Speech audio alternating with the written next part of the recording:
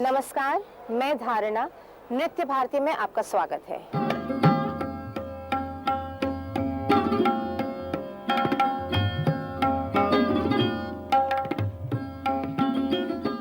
एक बहुत पुरानी कहानी है उत्तर भारत के इस महान आराधना और उपासना प्रेरित शास्त्रीय नृत्य की। कहते हैं कि इस नृत्य का उल्लेख महाभारत काल में भी मिलता है। महाभारत के आदि पर्व में कहा गया है कि कथावाचक वनवासी सन्यासी तथा ब्राह्मण बड़े वाणी माधुर्य से देव कथाएं सुनाते हैं। कथक नृत्य हिंदू मंदिरों में जन्मा और फलते फूलते भारत की एक महान सांस्कृतिक धरोहर बन गया।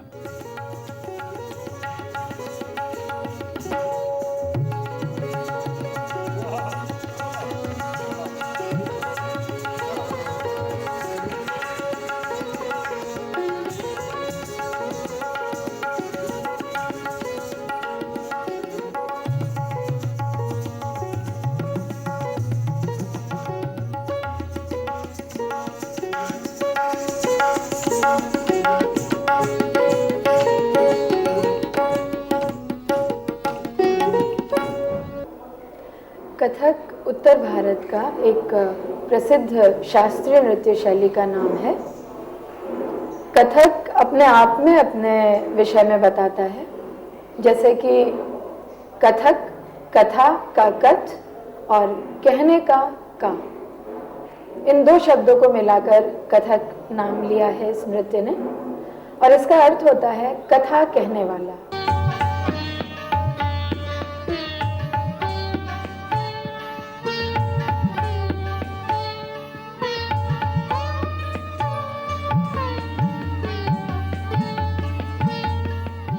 जो कहानियाँ होती थी वो मुख्यतः धर्म प्रधान या ऐसी कहानियाँ होती थी जिनको हम मॉरल स्टोरीज कह सकते हैं, कि लोगों के बीच में अच्छी बातों का प्रचार प्रसार करने के लिए उन बातों को कहानियों में कहकर जब लोक नर्तक या गायक इस तरह से नृत्य किया करते थे, तो उस नृत्य का नाम धीरे धीरे कथक पड़ गया और इस प्रकार ये उत्तर भारत की एक विशेष नृत्य शैली बन गया।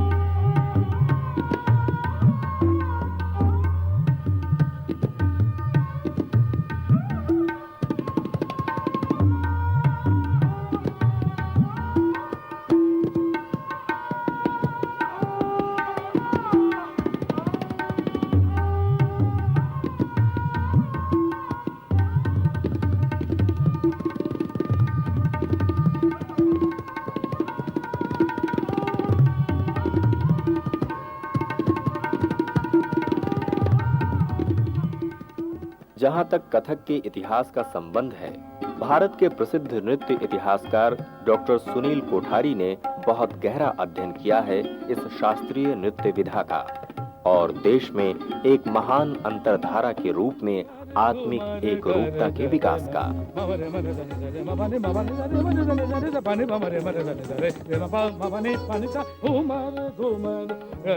कथक का जहां तक ताल्लुक है, कथक पहले शिव जी और पार्वती जी के गॉड्स और गॉडेसेस के कम्युनिकेशन का एक आर्ट फॉर्म था, जो कि डांस फॉर्म में भी समझा जा सकता है।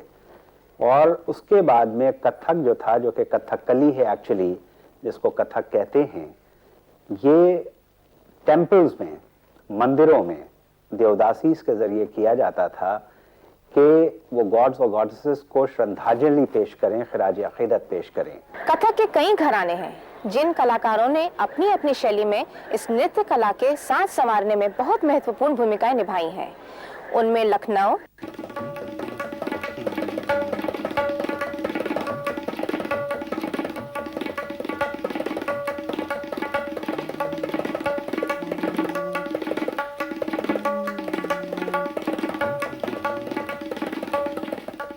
जयपुर,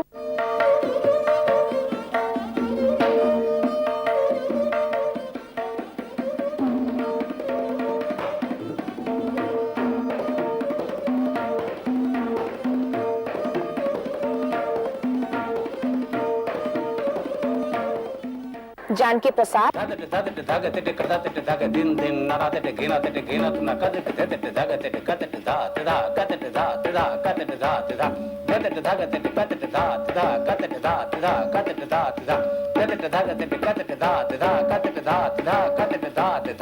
और रायगढ़ दरबार की परंपराएं और शैलियां तो प्रमुख मानी जाती हैं।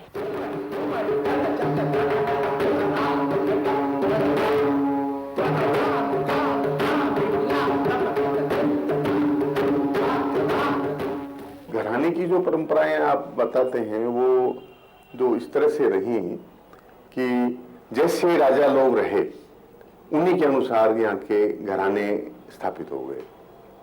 जैसे जयपुर घराने में कथक के अंदर आपको वीर रस मिलेगा, गायन में भी वीर रस मिलेगा, चित्रकारी में देखो तो वीर रस मिलेगा, और साहित्य भी इसी प्रकार का मिलेगा आपको। कथक में भी एक अलग से यहाँ के कथक में वीर रस ज्यादा मिलेगा। अब देखिए यहाँ से चल करके कलाकार लोग लखनऊ गए और लखनऊ घराना स्थापित हुआ। यहाँ जो था वो तो क्यों महाराजा लोग लड़ते थे, लड़ाइयाँ लड़ते थे, जैसे सिंह महाराज थे, बड़ी बड़ी लड़ाइयाँ लड़ी, सारी उम्र वो वहीं लड़ाइयों में रहे, तो यहाँ के कथक के अंदर वो वीर रस आ गया। इसी प्रकार से जब लखनऊ चले गए तो वहाँ के नवाब लोग जो थे वो थोड़े से कि अयास प्रकृति के समझिएगा, तो उस उनकी प्रकृति के अनुसार ही वो कथक में भी वो बात आई कि लखनऊ घराने में ज्यादातर श्रृंगारिकता ज्यादा है, और बनारस घराने में इन दोनों का मिक्स है, मतलब दोनों समावेश है। मतलब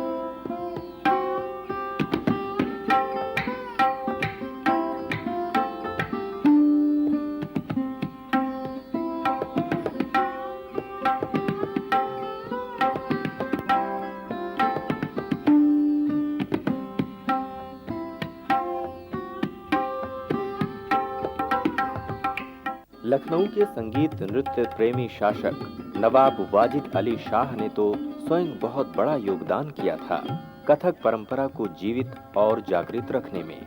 वैसे वो स्वयं रासलीला के कलाकार भी थे। नवाब वाजिद अली शाह बहुत ज़बरदस्त किस्म के पेट्रन थे फाइन आर्ट्स के, जिसमें म्यूज़िक और डांस भी शामिल है।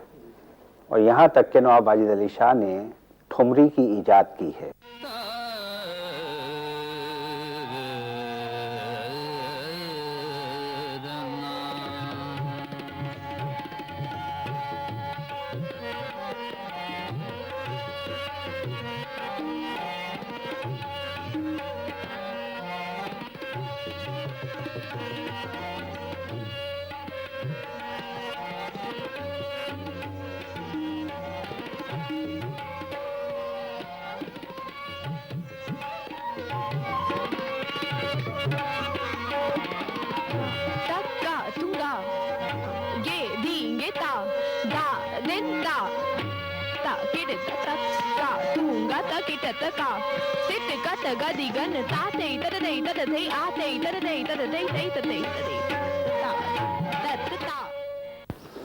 और म्यूजिक के ऊपर उन्होंने किताबें लिखी, जैसे बनी, नाजो, दरिया ताशख, सौतुल मुबारक। आज के भारत में जिन महान गुरजनों ने कथक नृत्य के विकास, प्रसार तथा नए नए कथक कलाकारों को शिक्षा दीक्षा देकर मंच पर जगमगाते सितारों के रूप में प्रस्तुत किया,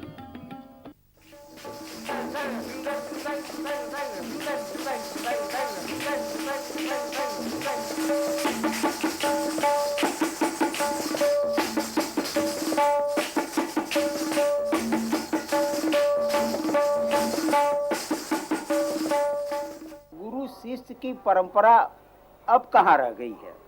अब तो है कि गुरु जी के यहाँ है, गुरु जी हम इतना पैसा दे सकीला, इसे ज्यादा न दे। गुरु ने कहा चलो भाई आ जा सीख लो।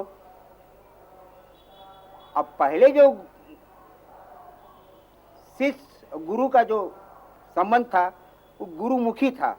शिष्य लोग आते थे घर पे, गुरु कहते अरे सुनो भाई, जी गुरु जी, जो जो जो सब्जी ले आओ, तो देख देख राशन नहीं हो, जाओ राशन लेके आओ।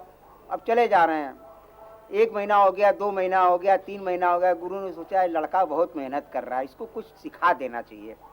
तो 1-2 बोल सिखा दिए और चेले लोग आए हैं, वो सीख रहा है, और लोग चेले लोग, और लड़का जो है वो भी देख रहा है। उसको नहीं सिखा रहे हैं गुरु, देख रहा है। लेकिन कुछ दिन जाने के बाद गुरु के दिल में एक दया ममता उभरी कि लड़का बहुत सेवा कर रहा है, इसको कुछ सिखा देना चाहिए। तो जो वो सिखा देते थे वो बहुत बड़ी बात होती थी। और उसी के सीखने पे बाद जो लड़का जब रंगमंच पे और हर जगह जब प्रोग्राम देता था तो उसमें जो खुशबू पैदा होती थी वो अब खुशबू नहीं पैदा होती, क्योंकि अब लोग चोरी करते हैं। मैंने अब जैसे लखनऊ घराने की बंदिश नाच रहे हैं तो बोलते नहीं है कि लखनऊ घराने की बंदिश है, बनारस घराने की बंदिश है तो ये नहीं बोलेंगे कि बनारस घराने की बंदिश है, जयपुर घराने की बंदिश है ये नहीं बोलेंगे जयपुर घराने की बंदिश है। गलत बात है ये। जो चीज है सत्य हमेशा बोलना चाहिए, और सत्य की विजय हमेशा होती है। सबसे बड़ा नाम है बिरजू महाराज का। आज के दौर के बिरजू महाराज भी हैं, लेकिन अफसोस की बात यह है कि लखनऊ घराना लखनऊ में ना होके बिरजू महाराज यहाँ से मुंतकिल दिल्ली हो गए। यहाँ पर गवर्नमेंट की यह एपैथी है कि इस ब्यूटीफुल फाइन आर्ट फॉर्म को पेट्रनेज नहीं मिल रहा है, और बिरजू महाराज ने चाहा कि यहाँ पर अकेडमी के लिए उनको जगह दी जाए, ना मिल सकी, और वो मायूस होकर दिल्ली चले गए। जहां एक ओर कथक नृत्य शैली जीवित और जागृत रही, वहीं ये मंदिर से दरबार और दरबार से जनमंच तक पहुंची। कथक का जहां तक ताल्लुक है, कथक पहले शिव जी और पार्वती जी के गॉड्स और गॉडेसेस के कम्युनिकेशन का एक आर्ट फॉर्म था, जो कि डांस फॉर्म में भी समझा जा सकता है। और उसके बाद में कथक जो था, जो कि कथकली है एक्चुअली, जिसको कथक कहते हैं, ये टेम्पल्स में, मंदिरों में देवदासीज के जरिए किया जाता था कि वो गॉड्स और गॉडेसेस को श्रद्धांजलि पेश करें, खराज अकीदत पेश करें। लेकिन नवाब वाजिद अली शाह के दौर में यही डांस फॉर्म जो था ये कोर्ट में आया, और कालका महाराज, बिंदादीन महाराज, और उनके बाद ये लखनऊ घराना ये मुरत्तब हुआ, जिसको लखनऊ घराना कहा जाता है। कथक की इस यात्रा को चित्रकारों ने भी अपनी कला में भरने का प्रयास किया। जिन महाराजों तथा महान नर्तकियों ने कथक को जीवित रखा, उनमें जहां कलकत्ते की प्रसिद्ध नर्तकी बछुआ जान थीं, तो बंगाल के उच्च वर्गीय समाज की मैडम मेनका भी थीं, जिन्होंने गुरुदेव रविंद्रनाथ ठाकुर से आशीर्वाद प्राप्त किया था। गुरुदेव जो थे ये इल्म का एक पलंदा थे। दूसरी चीज़ ये है कि फाइन आर्ट्स के लिए शांति निकेतन ने जितना किया है, और ये खुद बड़े अच्छे शायर भी थे, he was a wonderful poet, कवि बहुत अच्छे थे।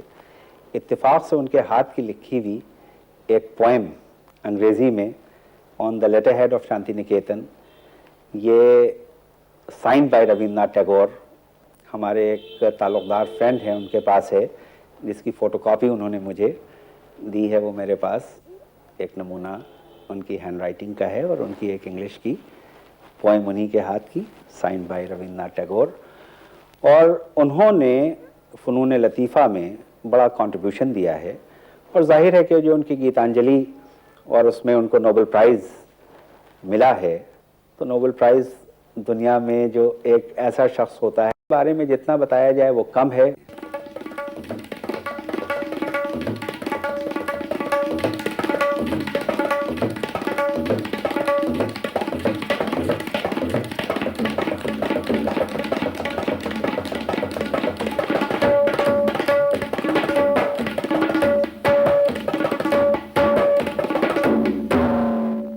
कथक के सरपरस्त वाजिद अली शाह से पहले नवाब आसिफुद्दौला और नवाब शुजाउद्दौला भी थे।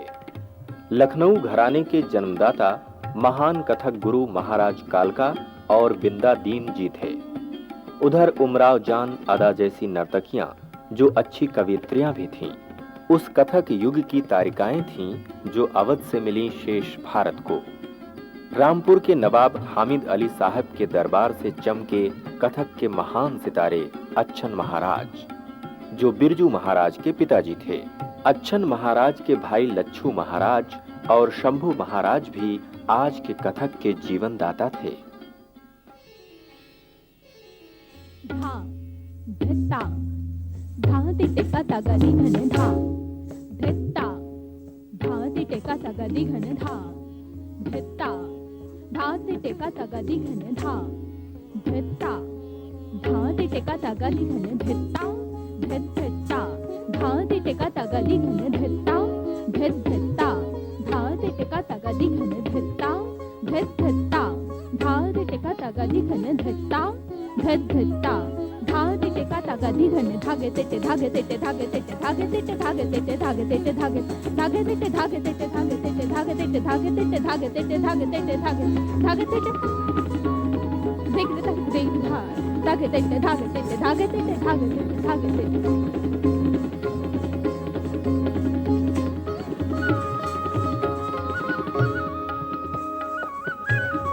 उमर घुमर गरजत नभ बादर गिर आई, उमर घुमर गरजत नभ बादर गिर आई, उमर घुमर गरजत नभ धागे तेटे धागे तेटे धागे तेटे धतान धागे तेटे धागे तेटे धागे तेटे धतान धागे तेटे धागे तेटे धागे तेटे धतान धागे तेटे धागे तेटे धागे धतान धाते ते धा धाते ते धा धाते ते धा धाते ते धा धान धान धान तारा धान धान धान तारा धान धान धान तारा धा। राजस्थान तो नृत्य कलाओं की महत्वपूर्ण जन्मभूमि 11वीं शताब्दी से ही बन गया था। जयपुर के शासक तो कला, नृत्य और संगीत के बहुत बड़े संरक्षक थे। महाराज सवाई जयसिंह के दरबार में तो एक समय लगभग 750 कलाकार थे गुणी जन खाने में। स्टेट्स टाइम में जो कलाकार लोग जिस विभाग में रहते थे उसको गुणीजन खाना बोलते थे। एक विभाग था अलग से, वहाँ गुणी लोग, नृत्यकार, गायक, वादक, ये सब लोग थे और ये कोई छोटी मोटी संख्या में नहीं थे, ये सैकड़ों की तादाद में वहाँ पर थे। और देश के बड़े अच्छे अच्छे कलाकार, अच्छे अच्छे गायक, अच्छे अच्छे नृत्यकार, क्योंकि जहाँ भी जो भी अच्छा मिलता था यहाँ के राजा लोग उनको यहाँ बुला लेते थे, यहाँ बसा देते थे उनको। राजस्थान की चित्र, संगीत तथा नृत्य कला के क्षेत्र में भारत को बहुत बड़ी और महत्वपूर्ण देन रही है। जयपुर घराने के महान गुरुजनों और नृत्य कलाकारों में नारायण प्रसाद जी, जयलाल जी, हनुमान प्रसाद जी, सुंदर प्रसाद जी, मोहन लाल जी और चिरंजी लाल जी का नाम पहली पीढ़ी में आता है।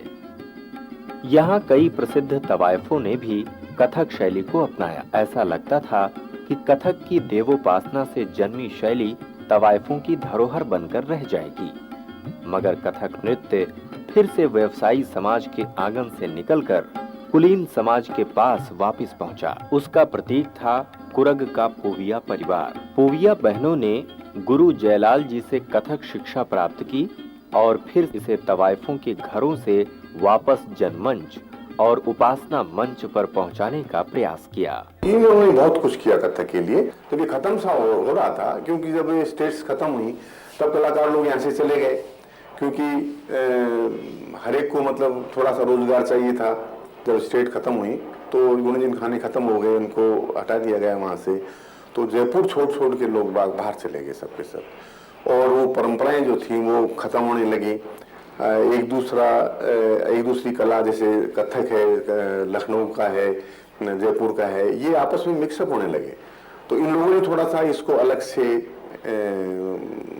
रखने का प्रयास किया कि जयपुर घराने के कथक जो है जयपुर घराने नाचे और लखनऊ वाले लखनऊ का नाचे। कथक का जानकी प्रसाद घराना बनारस घराना भी कहलाता है। इसके प्रथम पूर्वज जानकी प्रसाद जी बनारस से आकर बीकानेर में आ बसे थे। बीकानेर वाले इसे बीकानेर घराना भी कहते हैं। इस घराने की विशेषता ये थी कि जानकी प्रसाद जी ने ऐसे बोल सृजित किए जिनमें तबले और पखावज के बोल शामिल नहीं थे। मध्य प्रदेश में रायगढ़ के राजा चक्रधर सिंह के संरक्षण में उनका मोती महल निवास एक जीता जागता कथक महल बन गया। उसके कथक प्रेम ने जयलाल जी, अच्छन महाराज, शंभू महाराज, लच्छू महाराज, सुखदेव प्रसाद जी तथा माण खान जैसे प्रसिद्ध कलाकारों को आकर्षित किया। वो भी समय था जब महान नर्तकी सितारा देवी के पिता सुखदेव महाराज जी ने अपने सुपुत्र चौबे महाराज को कथक शिक्षा प्राप्त करने के लिए रायगढ़ भेजा था। हम कथक नृत्य सीख रहे हैं। मैं पाँच साल का था तब से सीख रहा हूँ। मैं कथक घराने से संबंधित हूँ, इसलिए मैं इसी में रुचि अपना बढ़ाना चाहता हूँ। मेरे दादा ने इसे किया, मेरे बाबू ने इसे किया, इसको मैं भी करना चाहता हूँ।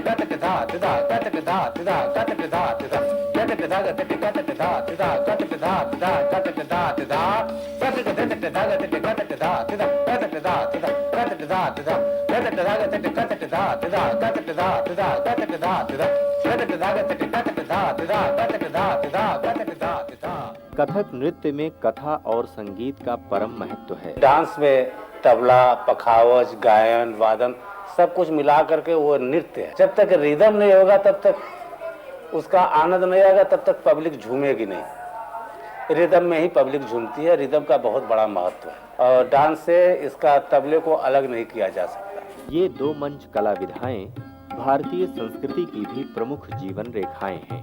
कथक संगीत हिंदुस्तानी संगीत का अंग है और दक्षिण भारत की शास्त्रीय संगीत परंपरा से भिन्न छंद संगीत से प्रबंध संगीत तक लंबी यात्रा की है कथक संगीत ने। मूल रूप से यह उपासना तथा आराधना संगीत है।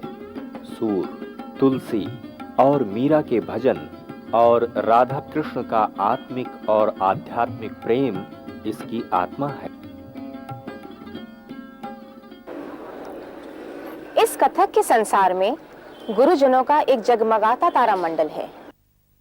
यूं तो कथक नृत्य के गुरुओं का इतिहास जब मंदिरों से कथक चला तो ऐसा तो कोई इतिहास नहीं है, लेकिन मुगल काल में जब इस नृत्य को विधिवत राज दरबारों में प्रश्रय मिला तो वाजिद अली शाह के दरबार से हमें उल्लेख मिलता है कि वहाँ पर सर्वप्रथम ईश्वरी प्रसाद जी घराने का उल्लेख आया, जिसमें चिलबिला नाम के एक स्थान से प्रकाश जी आए और दुर्गा प्रसाद जी आए। ये दो भाई थे जिन्होंने यहाँ पर वाजिद अली शाह के दरबार में इस नृत्य को प्रदर्शित किया। उसके बाद जो मुख्य नाम इस नृत्य के लिए लिया जाता है वो है महाराज बिंदादीन जी का नाम। इन्होंने न केवल इस नृत्य को नया रूप दिया बल्कि इस नृत्य में भाव पक्ष में एक बहुत बड़ा लिटरेरी कंट्रीब्यूशन किया, जिसके लिए कथक उनका हमेशा आभारी रहेगा। आज भी जो कथक ट्रेडिशनल परफॉर्म किया जाता है उसमें बिंदादीन जी की रची हुई ठुमरियाँ, भजन आदि किए जाते हैं। इसके अलावा बिंदादीन घराने से शंभू महाराज, अच्छन महाराज, लच्छू महाराज, बिरजू महाराज और अब वर्तमान में शंभू महाराज जी के बेटे कृष्ण मोहन, राम मोहन तथा बिरजू महाराज जी के बेटे दीपक महाराज और जय किशन महाराज, ये लोग हैं। कथक और मैं, कथक और मेरा देश, ये ऐसे विषय हैं जिन पर कथक कलाकारों और कथक प्रेमियों ने कई बार बहुत कुछ पूछा है और कई बार बहुत कुछ कहा भी है। जाहिर है आप भी जानना चाहेंगे। कथक ने महफिल में बैठने का सलीका दिया, एक ऐसी नफासत और नज़ाकत की तहजीब सामईन के दरमियान पेश की कि जिसमें एक ऐसा समा बन जाता था कि जिसमें सामईन भी मोह हो जाता था और कथक करने वाला भी मोह होता था, साजिंदे भी उसी में बिल्कुल मुवल्लिस होते थे और एक माहौल जो था रंगीन समा जिसको कायम किया जाता था और एक ऐसी मैसेज दी गई कि किसी भी आर्ट फॉर्म को कितनी नफासत और नज़ाकत के साथ पेश किया जा सकता है, जिसमें तहजीब भी हो, तमद्दुन भी हो, शीरी ज़बान भी हो, ऐसा मूवमेंट हो जो कि आँखों को देखने में अच्छा लगे, ऐसा साज हो जो कि कानों को सुनने में अच्छा लगे, ऐसा मुअत्तर माहौल हो जो कि नाक को सूंघने में बेहतर मालूम हो, और ऐसा समा हो कि इंसान अपना हर गम भूल के और एक ट्रांस में चला जाए और उसको बेफिक्री के साथ एक सुकून की ज़िंदगी महसूस हो, और वो ऐसा समा हो कि कभी भुलाया ना जा सके। कथक ने ये दिया है।